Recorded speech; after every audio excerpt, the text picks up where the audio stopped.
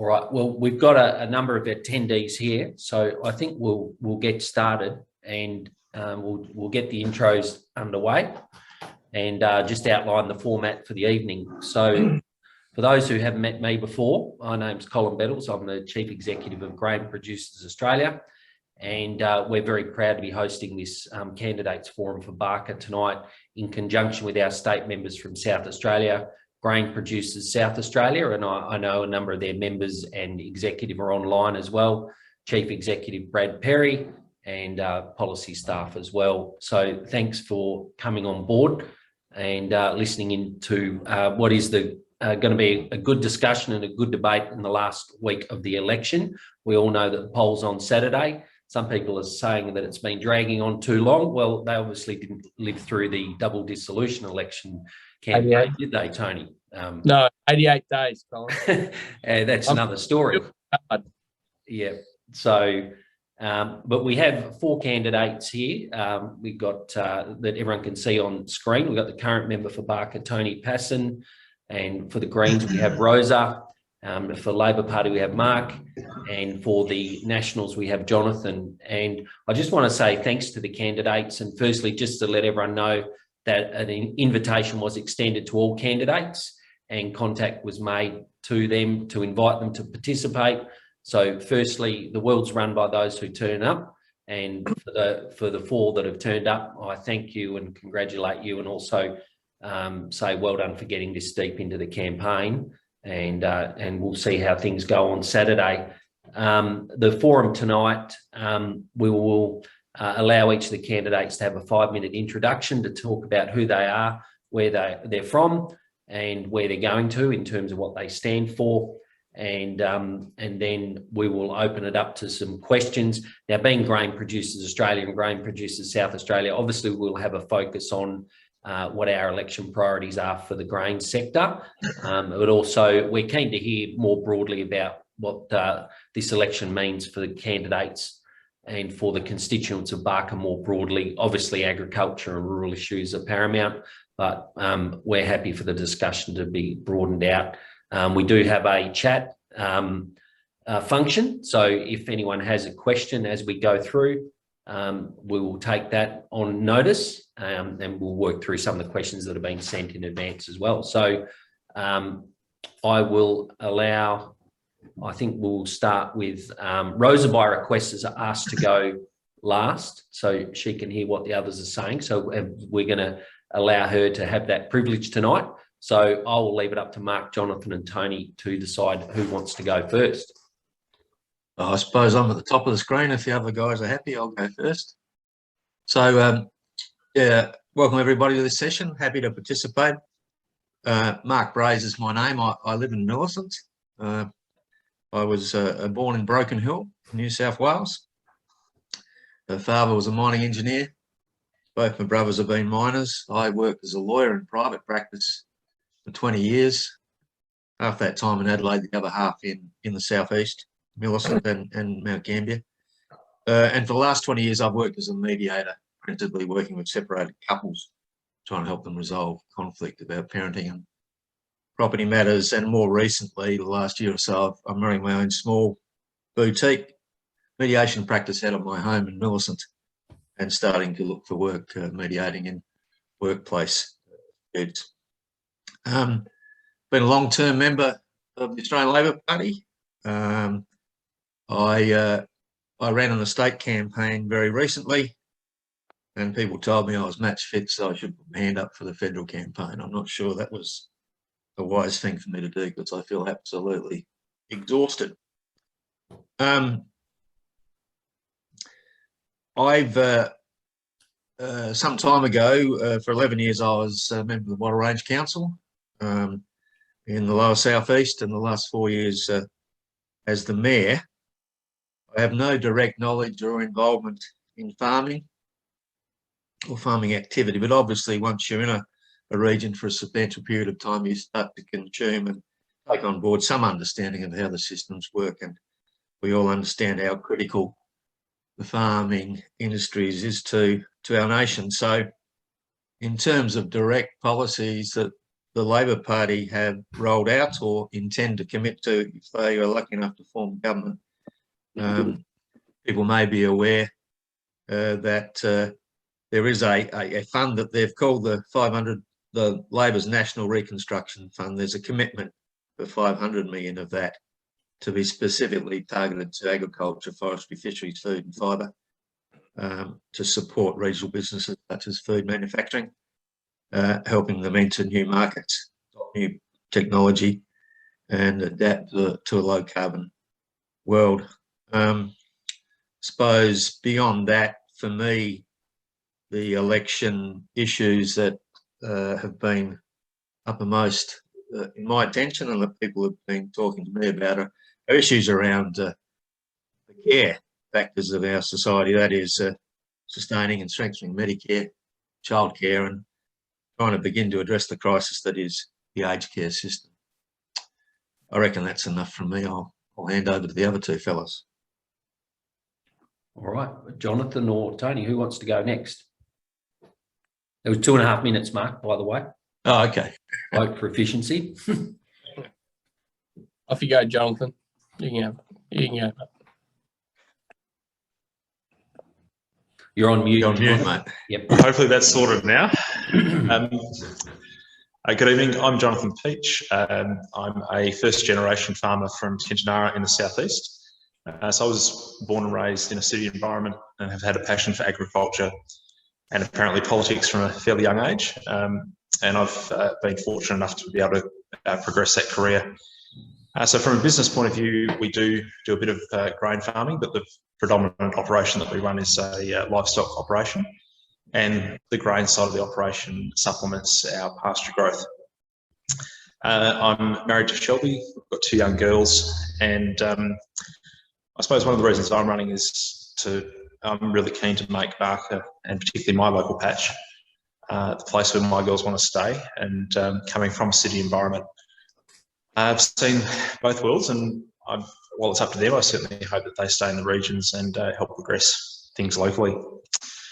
It's been an interesting campaign. Like Mark, I've done the state election in MacKillop and then turned around and decided to put the hand up for the federal election as well. It's been great getting around and talking to people and seeing some of the issues. Housing, regional housing is the #1 topic across all areas, I guess, is that we've been coming up against. And I think that's both it's both a positive and a negative. The fact that we're short on housing means that those houses are being filled. But that just presents a challenge for us that we need to now look at ways to increase housing stock. I suppose I'm just trying to think of some of the other things that we've come up against, as was mentioned just before. Aged care is something that's certainly attracted a bit of comment around the place. Health as well. From the state election, it's probably a greater priority, being more of a state issue, but it's still something that's been mentioned from time to time.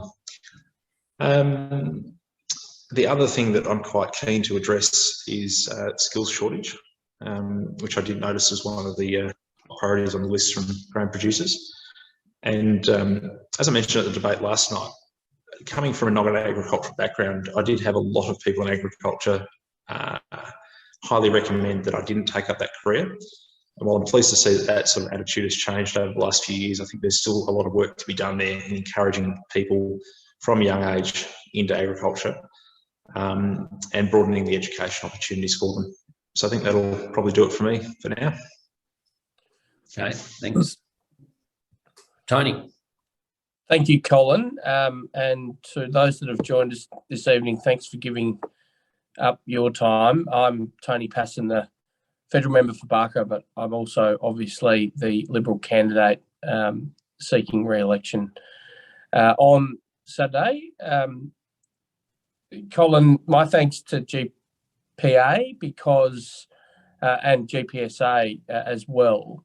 You know, as someone who's a big fan of political history, I read about the great town hall debates involving Menzies and others, and I'm saddened to tell you, Colin, that Save and Accept for Yourself and One News Outlet and Murray Bridge, these are the 2 debates taking place in the federal electorate of Barker during this campaign, and I wish there were a lot more of them, and I wish there were, as this one will be, somewhat industry specific, because it's one of the great ways to ensure politics is the battle of big ideas rather than in South Australian context, the battle of who can put out most corflutes and these things.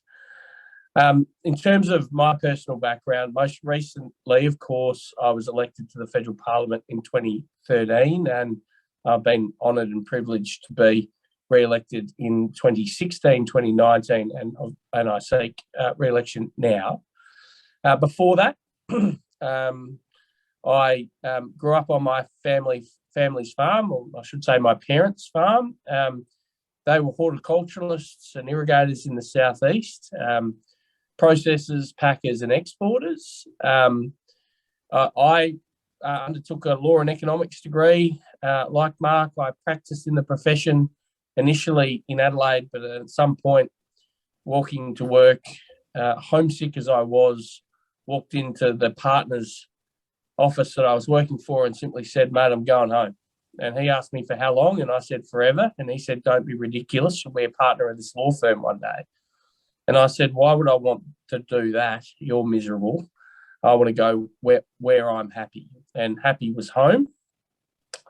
Like others on this call, I'm involved in civic debate because I want my children who took their first steps in Barker as I took mine to live in the community they can be proud of. I set myself the challenge in 2013 to make sure I worked hard every day to ensure communities across Barker were even better places to live, work and raise a family. When I returned to Mount Gambier, I was working for a local firm. The plan was to assist that individual for 6 months or so and go farming with mum and dad. I must tell you, I fell back in love with the law because I was acting for real people. I was representing real people, and it was a real thrill. Over time, I got myself involved in local governments, and I spent 2 terms on the city of Mount Gambier, and I quickly realised that my skills in representing people could morph from individuals in a court context, and principally the criminal law, to communities, and indeed my community of Mount Gambier. But over time, I became frustrated because the things I wanted to deliver real change on were outside the city of Mount Gambier sphere of influence. But there was a intervention at that point where mentors of mine, Nick Minchin and Corey Bernardi, came and met with me and said, "Have you ever thought you could do something similar but on a national level?" And I've got to tell you, at that point, I was a modest volunteer in the Liberal Party, never thought I'd be an actual politician. And I followed their advice, sought pre-selection, and that occurred in 2012 in the lead up to 2013 election. And the rest is obviously a series of elections. Why am I passionate about farming? And I've got to tell you who I am and why I'm passionate about farming policy. Because, to be honest, whenever my time comes in politics, and that might be on the 22nd of May, it might be at some later date, I'm certainly not returning to the law. I don't have a practicing certificate anymore. That chapter of my life is over. And as fun as it was, I don't look forward to putting the wig and gown back on and seeking to prosecute or defend matters in courts before juries. But when my time in politics is done, I'll go farming. I take an active interest right now in my family's farming business. I do that as and this might sound That's 5 minutes, Tony. completely wrong, but I do that to relieve myself of stress in this role. I'm looking forward to doing that long term. Sorry, Cole. No, you're right. I probably should let you know. I'll just call 5 minutes if we get to it. Thank you. No, that's right. All good. Rosa. Hi. My father immigrated here at the end of the 50s from Italy, so another Italian. And I grew up in Orange, and I was born in Orange, grew up in Orange. And my father was an orchardist. My grandfather had merino sheep. And so I don't know, I started my life picking apples under my dad's tree at 3. And when I moved to South Australia, and even before I moved to South Australia, I always had a cause, I suppose. I always stood up for people because I wasn't frightened to. And all my life I've worked predominantly with stock. So I was a Jillaroo in Queensland for a while, and I fell into the love of my life, which was the dairy industry. And the last 15 and a half years of my working life was in the dairy industry, which in a sort of a way brought me to where I am now, which is in Meningie. But it also pushed me more so into what I was already doing as an artist, because in my spare time I paint. And so I'd already been documenting the lakes and the Coorong, and I'd been noticing a lot of changes. So I started actively putting on exhibitions when the water started to decrease, and I started actively fighting for the Darling, or for the Barker, back in 2016. And at the time, it was breaking my heart. I was watching people truck their cows off to slaughter just because they couldn't give them water. And I had joined a number of different organisations, and as a volunteer, just fighting for water and for the Murray-Darling Basin. And I got flown by one of those organisations to a ministerial mixer in Albury. And I realised that I was really powerful. I was really getting it over Noel Blair, and Lisa Neville. And so on the way back in the plane, I thought, I have got a voice. Maybe I should try a bit harder. And my beef at the time, and why I was annoyed at the time, was I'm actually a carer, and I've been a carer pretty much over half my life, for my father, then my grandparents, and now I'm my husband's carer. And I'm also a parenting grandmother of a 9-year-old who I've had since she was 5 weeks old. And I was angry about the disconnection of services in the country. And I was angry about the fact that domestic violence frameworks weren't working. There wasn't enough mental health help in the country. And so by the time I got off the plane, I just decided that maybe everyone was so busy, maybe I should be the one trying to push. And for what I thought I needed to do, that the direction was federal, because I figured these were more federal issues rather than state. And I didn't know how to do it. I had never aspired to be a politician or anything else, but I had, in all my lobbying for water, met so many politicians on every side because I was apolitical. And I'd happened to, prior to going to Albury, I'd happened to meet the campaign manager for Sarah Hanson-Young, who'd given me a card and said, if you ever need anything, give me a ring. So I rang her up to ask her how I could do this with virtually no money. And she said, why don't you just join us? We'd like to have you. We'd like somebody who knew about water. And I said, but I'm not green. And she said, well, you are. And I said, well, I'm not. I said, I'm country. I've lived and worked in the country all my life. And she said, have a look at our policies. So I went and had a look at her policies and realised that I was, to a certain extent, not. I don't think anybody ever agrees with every policy that a party has. So, but for the biggest majority, That's your 5 minutes there, Rosa.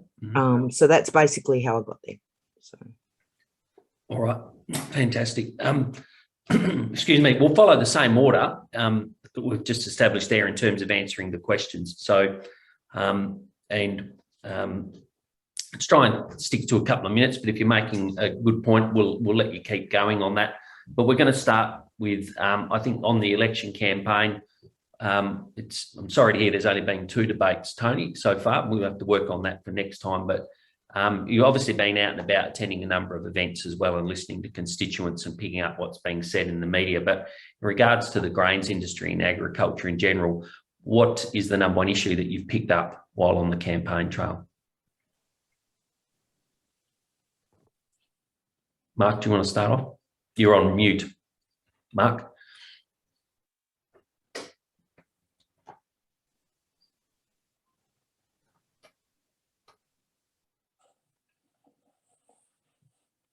No, I'm not.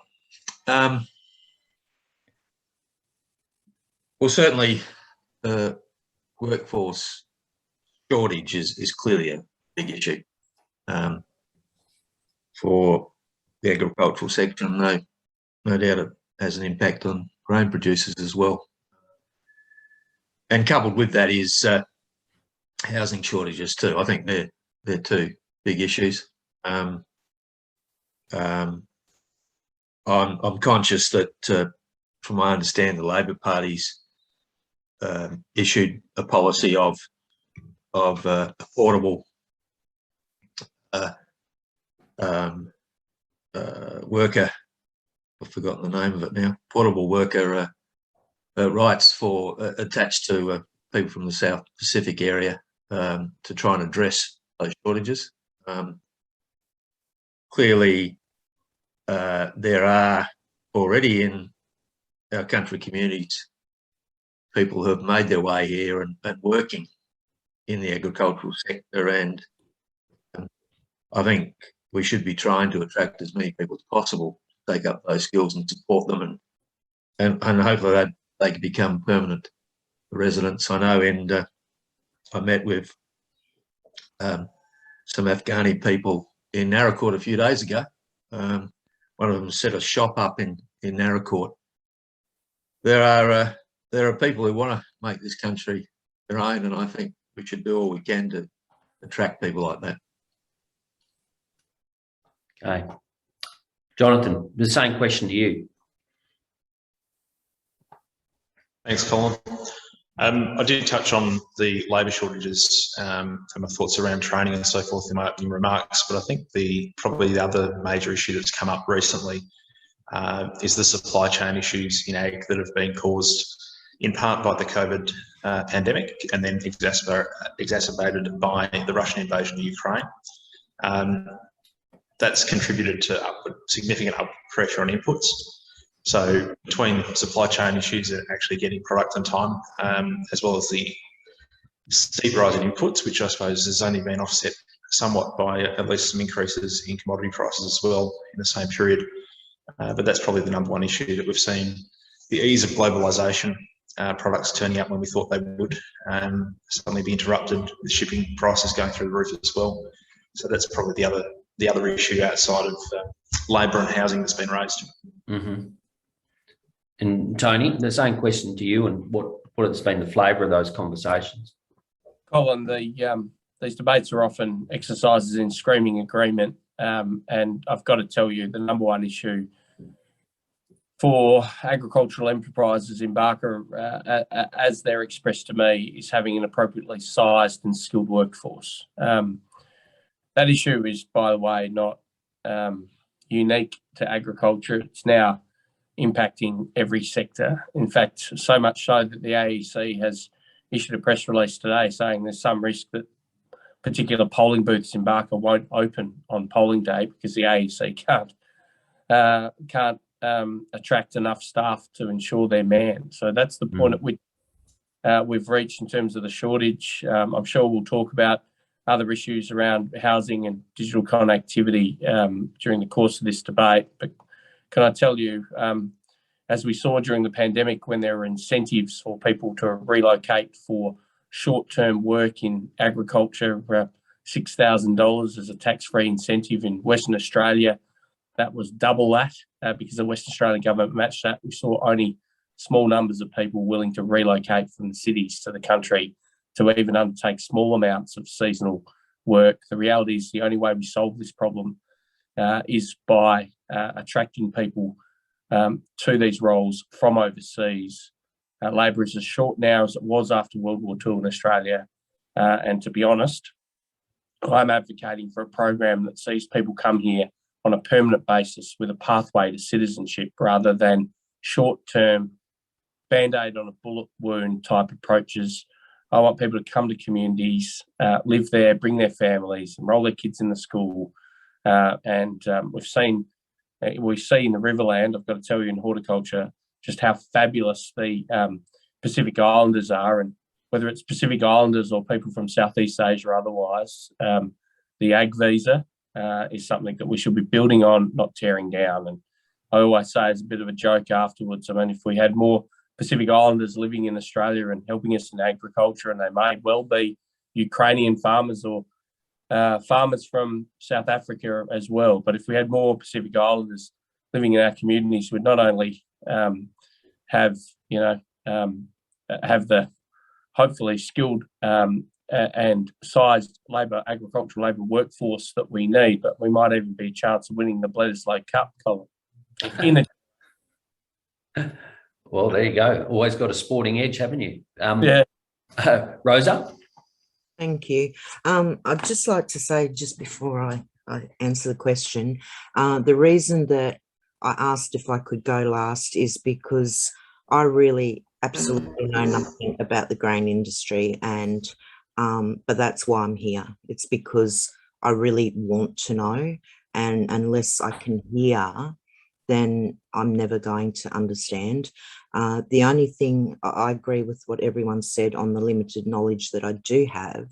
And the only thing that I can really say is the fact that all of those things are the case. With the war in Ukraine, there's less access to fertilizer and that sort of stuff. And one of the things with the COVID pandemic is we've had a shift, and we've had people come into rural towns that are not necessarily coming into work, but they're buying up homes, which means for properties in the area that need workers, there's nowhere for the workers to go if there's no accommodation available on those properties in the area. So I think that's something else that should be taken into consideration as well. Well, just sticking with you, Rosa, what about in your time on the campaign trail, some of the people you've been speaking to and what they'd like the Greens to advocate for? What's been the number one issue? I mean, outside of agriculture or within agriculture that people are raising with you? Well, look, I've been doing this now for 5 years, and there's a few things on people's minds. One is trying to retain children in communities and trying to keep schools alive and running. The other is the fact that people are struggling because a lot of rural areas, there are huge volumes of people that are either on aged pension or on carers pensions or some other support system, and the amount that's being paid to them is just not enough anymore to get them through. So with all the increases, they're just stretched, and so that's another one. And just communities in general, their aging populations, people are finding it hard to get ambulance officers or CFS volunteers and that sort of stuff, because we're getting older, not younger in our communities, and so it's about how do we bring people back in. And the other big concern is climate change, and the fact that whether we like it or not, seasons are changing, and farmers in some areas, it's just, is it going to rain? Can I break the ground? Or you get a crop in, or you get grapes growing and all of a sudden you've got mold because there's rain where there shouldn't be rain. So it's just a multitude of things. Yep. Okay. Well, we're just going to stick with that theme before we'll go to and look at a couple of questions that have come up in the Q&A. But just in terms of those main issues for the grains industry and the agriculture sector, do you have any plans to address it? And what do you plan to do if elected to solve those issues or to advocate for those issues for Barker? Mark, do you want to start, please? Well, I suppose I touched on that agricultural visa attracting island population to address that shortage of workforce. The housing, how to fix the housing issue is, I think, is pretty wicked problem. A lot of the discussion we've had in more recent times is, encouraging and ensuring people can become able to get their deposit together, have a mortgage and have their own home. And that's all laudable and fantastic, and we need that. But I think, and this is Mark Gray speaking, at the top of his head in some ways, in terms of getting the workers to our regional areas, I think we've got to have some direct investment, and maybe that's doing some work with state governments and local governments if necessary to provide some incentives for people, not just to come but to stay. And so that's really looking at supply and not necessarily a home that's going to become yours forever. I've heard Tony talk a few times now about his commitment to attract people and keeping them, and those people becoming part of the community. I think that's very laudable, and I support that entirely. That's clearly where we need to end up. And how we get there, I sometimes worry that we get hooked up on this getting our own home stuff. That's where we can end up. But if we're going to attract these people to become long-term members and hopefully citizens, we need to make it easy for them to start somewhere. So I think that we've got to look more on the supply side and get some good quality housing built. And maybe that's working directly with the industries who can grow, who do have the shortages, working directly with them, asking them to tell us what do they need, and government having a direct role in there. So I think direct support. Let's be clever about it, not just have these big, huge policy statements, but work directly with the engine drivers. That's the industries already exist. People are taking risks that you want them to take more risk that they get a return on. Government should have a role in supporting them and supporting them directly. All right. Jonathan. I'd like to talk about two things in response to this question. One is going back to the visa issue that Tony spoke about beforehand. I think the ag visa that our side of politics has put forward is a great thing, but it does rely on particular partnerships with individual countries. And look, I'm married to a Zimbabwean. Her father lost his farms in Zimbabwe, so they've been through that process of coming here and starting that career again. And in the last couple of years, I've been involved with getting some extended family members out into agriculture here in Australia. And I understand why there's checks and balances in place, but the system is just far too hard, particularly when there's a shortage. It should be a lot clearer and a lot simpler to get those people out. The other thing I'd like to bring up is I think COVID's shown us how reliant the ag sector was, and particularly the grain sector, on backpackers, that we relied on them for those short-term stopgap measures through seeding and harvest. So something that we brought up last week was that we think we should be looking at getting pensioners, allowing them to work for longer without it affecting their age pension, and hopefully using some of those people to fill some of those gaps in the ag workforce, as well as benefiting them in terms of being able to supplement their income. So those would be the two things I bring in response to that. Oh, that's good. That's GPA policy. We're ready to go. We briefed several members of parliament on that last year. Tony, over to you. Thanks, Colin. I mentioned the workforce, and I'll tell you what I think is a sensible pathway for that. But while I'm there, I did also mention digital connectivity. The only solution on that, quite frankly, is to increase the cap that the Commonwealth pays for the cost of any singular project. Currently, it's at 50%. We need more towers, and the only way to do that is to effectively allocate all of the capital to the towers, but in return for which communities should decide where those towers go.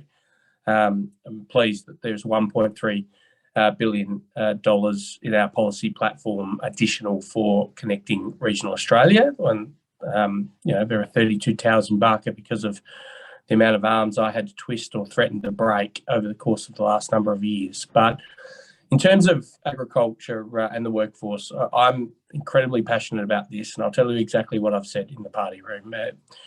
Currently, international intake in this country is made up of skilled migration and humanitarian migration. I think we should focus where we can our humanitarian intake on people who have, if you like, agricultural backgrounds. And I never quite understood the bias against offering refuge for people facing persecution out of communities like South Africa. And I'm very hopeful, if I'm returned, that we will be doing something very substantial around the Ukraine. And of course, that assists not only with their personal and particular circumstances, but also with the skills that we need in sectors that are important to an electorate like Barker. But in terms of the skilled section, can I tell you, as a nation, we've been kidding ourselves for a very long time. We say you can only bring in skilled migrants. And sadly, many of the people who come aren't that skilled in any event. I'm advocating for, and effectively the ag visa is a portion or a pathway there, but I'm advocating for a pathway that's very different. Low skill or no skill. I'm not too interested in skill. I'm interested in attitude and aptitude. Post-World War II, we weren't worried about skills. We just said, if you want to come to Australia, want to have a crack, we're happy to have you. And why do I know that's true? And why did I know that Australians were invited, now Australians were invited to come to this country without those skills? Is because that's my family. Like, my dad came as an 18-year-old, he couldn't even speak English. You're talking about no skills, but he came with the right attitude and the right aptitude. And that's what I want to see in terms of our migration policy. Now, there are some people in the political debate, none of them on this debate, by the way, who are very keen to undermine any attempt to bring a low skill or no skill visa program. And their plan is to keep labour very short in this country so as to drive up the cost of labour. No, I'm not interested in those kind of debates. I want to see us be able to meet the needs of people who invest their hard-earned capital on their farm, be able to access the labour they need. And the way we do that, just like after World War II, is we turn to the rest of the world and we invite people with the right attitude and the right aptitude to come to this country in return for a reward. And that reward is, after a number of years, Australian citizenship. I think it should be employer-sponsored, so it's not simply a open your arms approach. It was certainly employer-sponsored post-World War II. And unlike World War II, I'm realistic enough to know that this won't be a request of continental Europe as it was after World War II. This will be a request which will be focused on Southeast Asia and the Pacific. And the best moment I've had on this campaign trail so far was at the Renmark pre-polling booth. It's next to St. Catherine's Catholic Church in Renmark. A bunch of Pacific Islanders, after a long day picking fruit in the Riverland, pulled up in a minibus. It was clear they weren't voting. They were looking for mass times at that church. What time's mass? When I approached them, they asked. And then I asked, how long have you been in the country? And they said, less than a week. These would make amazing Australians, and we should make them Australians, and we should invite them to live in our regional communities and work in agriculture. And I've got to tell you, perhaps like my experience, but like the experience of many thousands of migrant families otherwise, their children will come to be accountants, lawyers, doctors, police officers. And I think that's the tale of migration, whether it's been the Lutherans in the Barossa in my electorate in 1890 or the Italians in the forest industry in the southeast of South Australia in the 1960s. It's been how we've grown Australia over the generations, and we need to do it again, and we need to be not scared of this idea of low skill or no skilled visas. All right. Thanks, Tony. It was a long answer. It was a good one. I'll just give anyone the opportunity if they want to respond to that, unless, Rosie, you want to go forward. I'm just happy to I agree pretty much with everything that everybody's said. Yeah. And I just want to pick up on what Tony said. The Greens want to reinstate the communication fund that was abolished in 2008 or 2009, and they want to put $3 billion into that to reestablish it. And they want to put a high focus on regional Australia and to push to make sure that regional Australians get the same value and the same reception as the metro areas with data and price, and to try and get rid of the areas that are black spotted and that just don't have reception. There's a variety of ways they want to coordinate that. And the other thing I wanted to pick up on, which Mark was talking about, is one of our policies is to build 1 million homes over the next 20 years.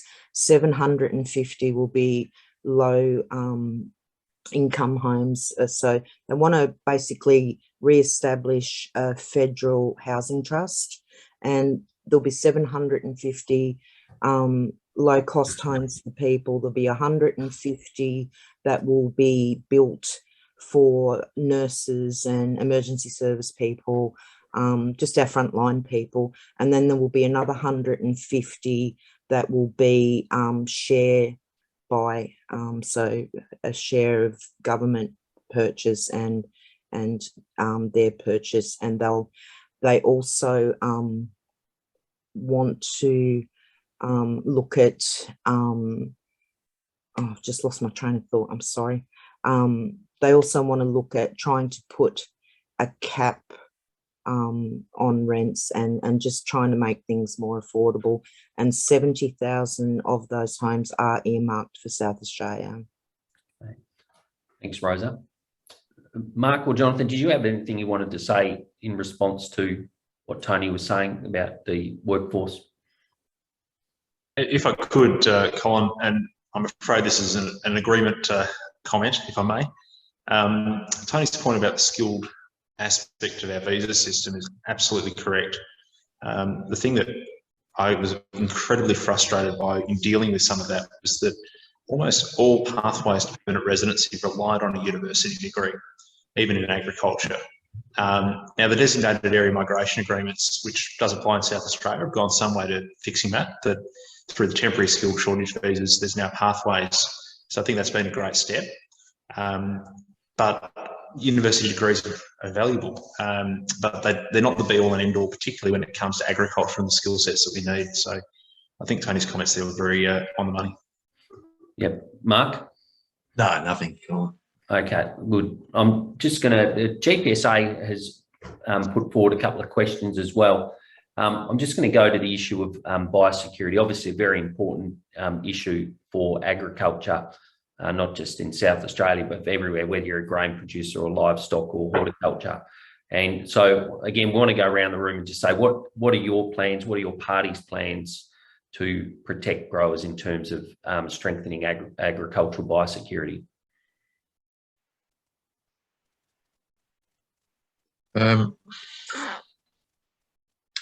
Well, as I understand, Labor policies to seek to improve biosecurity capabilities, including addressing the potential impact of lumpy skin disease, support the adoption of livestock traceability reforms, and reduce the impact of pests and weeds. Labor's committed to strengthening Australia's biosecurity system across mail centres and airports to help keep pests, weeds and disease out of Australia. Committed to boosting biosecurity services, providing an additional 20 biosecurity detector dogs.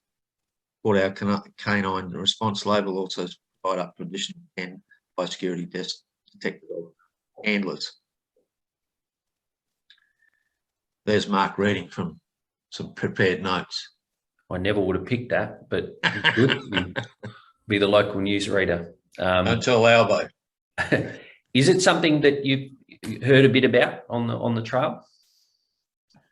I haven't. No, I haven't heard about it. No. And Tony and Jonathan, there might be a cigarette paper between you on this issue. So, Tony, you want to go first?